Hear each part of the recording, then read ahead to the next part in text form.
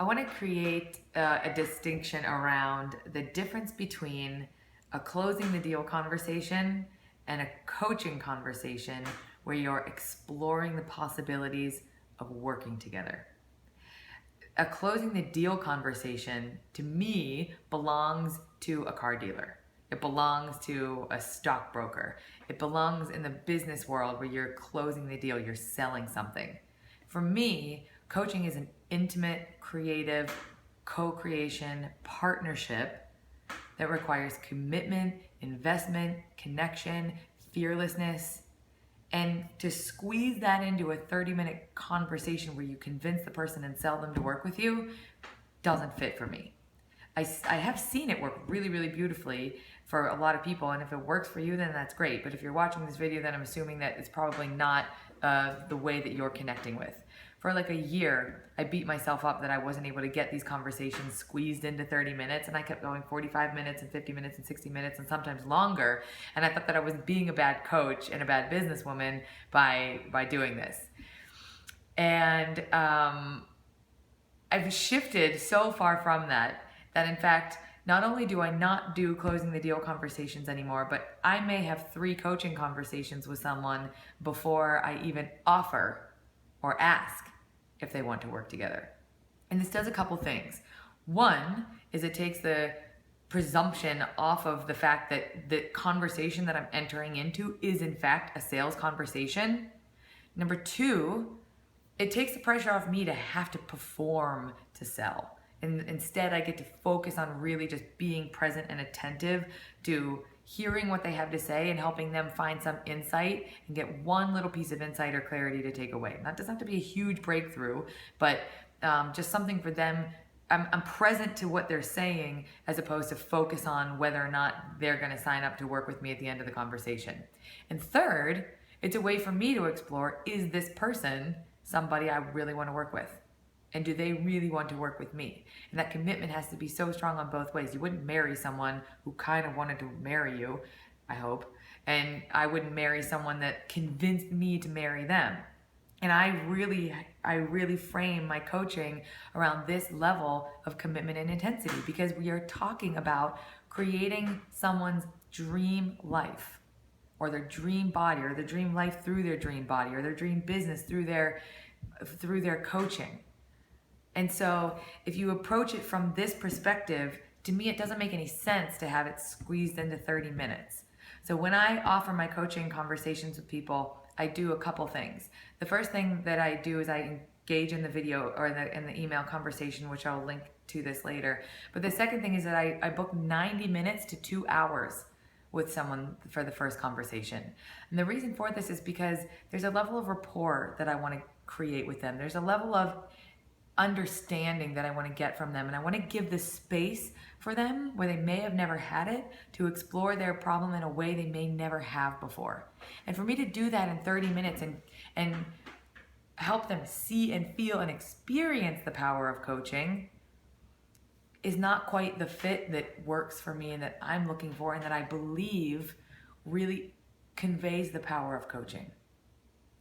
For someone to even get on the phone with me, they have to answer to 3 conditions, which they must commit to showing up presently, powerfully, and vulnerably. They must be willing to get uncomfortable. They must agree that I'm there to serve them and not please them, and that they allow me to say things to them that nobody else will say. And they must be in agreement that they owe me nothing for the conversation, that they'll ask for what they want, that they will show up and not feel expected to ask about my program if it's not something that fits. And just to get them on the phone, they have to agree to these conditions because I want them to show up in a way that's different than they've showed up to anything. And if they're feeling like a little guarded and weird about being sold to, they're not going to open up in the way that they will otherwise. The other thing that I've started to do is lead with my fees. I say, just so you know, right off the bat, the investment to work with me is anywhere from $1,000 to $16,000, depending on the program that we discuss. And I just want to let you know that off the beginning, because this is not a sales program to get you into that conversation.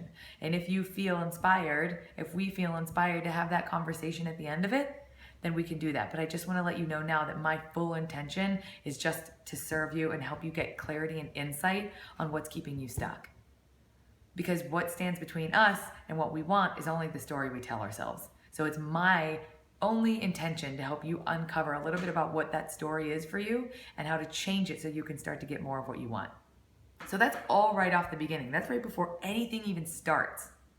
And then in the conversation, if I find myself looking for cues, do I think they'll want to work with me? Do I think they can afford to work with me? I come back to the thought that it doesn't matter. In fact, no, I'm deciding right now that this is the only opportunity I'll ever have to serve them. So be present, be focused on them. And I just keep coming back to that and coming back to that and committing to serving them as fearlessly and powerfully as I can in that conversation. And 99% of the time, the conversation is so impactful that they either ask, and sometimes when they ask, I say, let's slow this down for a minute. We can talk about that, what it would be like to work together, but before we even have that conversation, what I'd like to see from you is that you take the insights that we've created in this conversation and apply them into action. Because you can create all the insight you want, but if you don't translate it into action, your life still doesn't change. So for me, when I'm exploring what it would be like to work with someone, I want to see that that person is willing to put into action what we create together on our calls. So what I'm asking for you is to insert whatever their insight is. What action would you like to create from it? Great. Let's set a time up for next week, same time, where we can explore the impact that that insight and action has had on your life, and then take that even deeper. From there, we'll have a conversation about what it might be like to work together. Do you agree? Does that sound good? Is there anything else you'd like to add? It creates so much more commitment and power in that. And it's so impactful for me to have had that experience with my coach and to be like, oh, hold on, you're still not gonna sell me? Like, oh, you're still not gonna let me pay you? It just creates a totally different experience for me and for them. Because even on that call, if someone is like, yeah, I love this, I want to do it, but then they're not going to follow through with anything you do in your coaching, then you're not going to create anything. And so it's this kind of multi-step process where you're really just slowing the whole thing down and you're saying, connecting one-on-one through email, through their responses, deciding, together if a conversation even makes sense. Before you have the conversation, they commit to 3 conditions to work with you. In the beginning of that conversation, you lead with their price. You share with them that you want them to be open and they don't have to ask. You offer them your full presence to create a really powerful insight. From that insight, you create action. From that action, they commit and agree to putting it into place. You recommit to working together again a week later to evaluate that insight and its impact, to take it even deeper, and only then, if it makes sense to both of you, do you have the conversation. And notice here, I'm also not selling. I'm having a conversation around what it would be like to work together. And then even after they say yes, I do something called challenge their yes and ask them essentially to reconsider. Because I only want the strongest commitment. And this goes down this rabbit hole, and I feel like I could do like a whole series of videos around this, and I can do that, we can do that.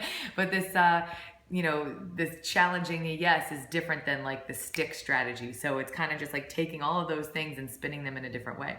So, more than likely I'll be following this up with that. But I just really wanted to share the difference in slowing this conversation down and serving throughout the entire thing. So you're actually creating a client.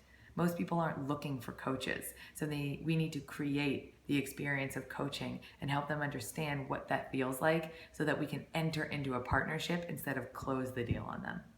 So I hope that was helpful. If I have missed anything or if you have any deeper questions or specific questions, just let me know and I'd be more than happy to answer them.